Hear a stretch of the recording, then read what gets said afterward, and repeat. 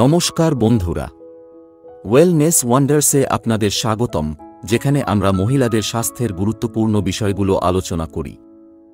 আজকে আমাদের আলোচনার বিষয়টি হল মিসক্যারেজ বা গর্ভপাতের পরে রক্তপাত কতদিন স্থায়ী হতে পারে এবং এর সঙ্গে জড়িত অন্যান্য কারণ ও লক্ষণ। ভিডিও শুরু করার আগে আপনাদের কাছে অনুরোধ রইল, এই তথ্য যদি আপনাদের কাছে সাহায্যকারী মনে হয় তাহলে এই ভিডিওটি লাইক করে আপনার বন্ধুদের সাথে শেয়ার করুন এবং আমাদের কমেন্ট বক্সে আপনাদের মন্তব্য লিখুন।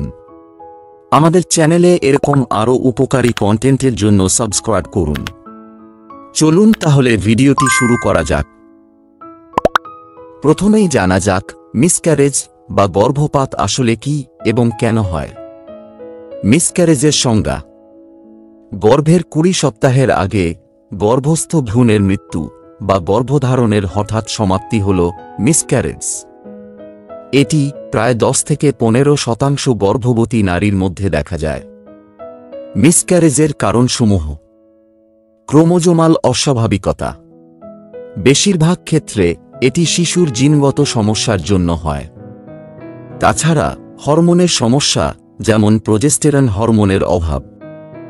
সংক্রমণ, যেমন মায়ের শরীরে কোনো ইনফেকশন থাকলেও হয়। স্বাস্থ্যগত সমস্যা, যেমন থাইরয়েড সমস্যা, ডায়াবেটিস বা উচ্চ রক্তচাপ। লাইফস্টাইল ফ্যাক্টর, যেমন ধূমপান, মদ্যপান বা অতিরিক্ত মানসিক চাপ। মিসক্যারেজের পর রক্তপাতের ধরন ও স্থায়িত্ব। মিসক্যারেজের পরে রক্তপাত হওয়া একেবারেই স্বাভাবিক, কিন্তু এটি কতদিন স্থায়ী হয় এবং কেমন হয়? রক্তপাতের ধরন: প্রথমে ভারী রক্তপাত হয়। ধীরে ধীরে এটি হালকা হতে শুরু করে এবং দাগের মতো অর্থাৎ স্পটিং হতে পারে। রক্তপাত কতদিন স্থায়ী হয়? সাধারণত মিসক্যারেজের পরে রক্তপাত 1 থেকে 2 সপ্তাহ পর্যন্ত স্থায়ী হয়। কিছু ক্ষেত্রে এটি 3 সপ্তাহ পর্যন্ত স্থায়ী হতে পারে, বিশেষত যদি গর্ভপাত সম্পূর্ণভাবে না হয়। কিভাবে বোঝা যাবে যে রক্তপাত স্বাভাবিক? যদি রক্তপাত দিনে দিনে কমতে থাকে, এতে হালকা ব্যথা থাকতে পারে, তবে এটি ধীরে ধীরে কমে যায়। অস্বাভাবিক রক্তপাতের লক্ষণ: রক্তপাত যদি 3 সপ্তাহের বেশি স্থায়ী হয়। অতিরিক্ত ভারী রক্তপাত, যেমন 1 ঘন্টার মধ্যে 2টি স্যানিটারি প্যাড ভিজে যাওয়া। প্রচণ্ড পেটে ব্যথা। রক্তে বড় টুকরো অর্থাৎ ক্লটস থাকলে। মিসক্যারেজের পরে চিকিৎসা ও যত্ন। মিসক্যারেজের পরে মায়েদের শারীরিক ও মানসিক যত্ন অত্যন্ত গুরুত্বপূর্ণ। ডাক্তারের পরামর্শ নেওয়া। মিসক্যারেজের পরে একটি আল্ট্রাসাউন্ড করা উচিত, যাতে বোঝা যায় গর্ভাশয়ে কোনো টিস্যু অবশিষ্ট আছে কিনা। যদি টিস্যু থেকে যায় তাহলে ডিএনসি অর্থাৎ ডাইলেশন এন্ড কিউরেটেজ প্রয়োজন হতে পারে। ঔষধের ব্যবহার: ডাক্তার প্রয়োজনে রক্তপাত কমানোর জন্য ওষুধ দিতে পারেন। ব্যথার জন্য প্যারাসিটামল বা আইবুপ্রোফেন প্রয়োজন হতে পারে। নিজের যত্ন নিন। প্রচুর পানি পান করুন এবং হালকা পুষ্টিকর খাবার খান। বিশ্রাম করুন এবং ভারী কাজ এড়িয়ে চলুন।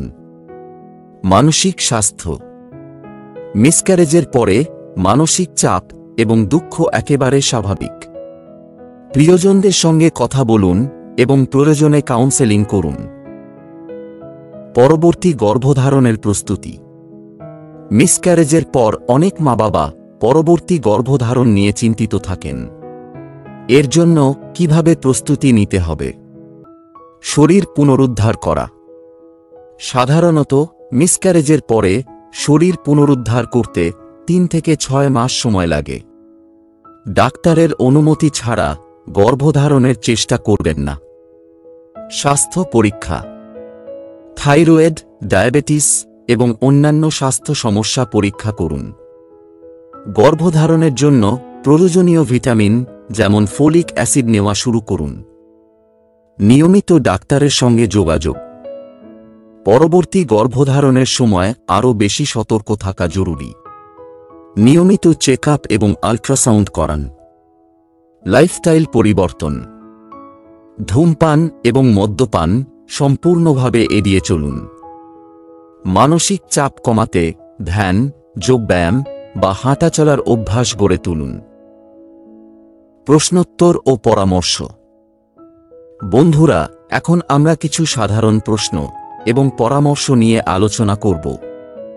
প্রথম প্রশ্ন, মিসক্যারেজের পরে কবে ডাক্তার দেখানো উচিত? উত্তর, যদি রক্তপাত 3 সপ্তাহের বেশি স্থায়ী হয়, যদি উচ্চ জ্বর, প্রচণ্ড পেটে ব্যথা বা অন্য কোনো অস্বাভাবিক লক্ষণ থাকে, তাহলেই ডাক্তার দেখানো উচিত। দ্বিতীয় প্রশ্ন, মিসক্যারেজের পরে আবার মা হওয়া সম্ভব কিনা? উত্তর, হ্যাঁ, মিসক্যারেজের পর অধিকাংশ নারী আবার সুস্থভাবে গর্ভধারণ করতে পারেন, তবে অবশ্যই সঠিক যত্ন এবং চিকিৎসা প্রয়োজন। আজ আমরা জানলাম মিসক্যারেজের পরে রক্তপাত কতদিন স্থায়ী হয় এবং এর সঙ্গে জড়িত বিভিন্ন বিষয়। আশা করি এই ভিডিওটি আপনাদের সাহায্য করবে। নমস্কার বন্ধুরা, আজকের ভিডিওটিতে আমরা জেনে নেব মিসক্যারেজের লক্ষণ কোনগুলি। জেনে নিন কোন উপসর্গে ভয় পাওয়ার তেমন কোনো কারণ নেই। এই সময় মিসক্যারেজ বা গর্ভপাতের আশঙ্কাও বেশি থাকে। কিছু কিছু সময় মিসক্যারেজের ছদ্ম লক্ষণও দেখা দেয়। অন্তঃসত্ত্বা মানে প্রেগন্যান্সি, এই অবস্থা জীবনের স্পর্শকাতর একটি পর্ব। বিশেষ করে এই সময়ের প্রথম 3 মাস অন্তঃসত্ত্বাদের মধ্যে একাধিক শারীরিক পরিবর্তন দেখা যায়। ঘন ঘন মুড সুইংয়ের শিকার হন তাঁরা।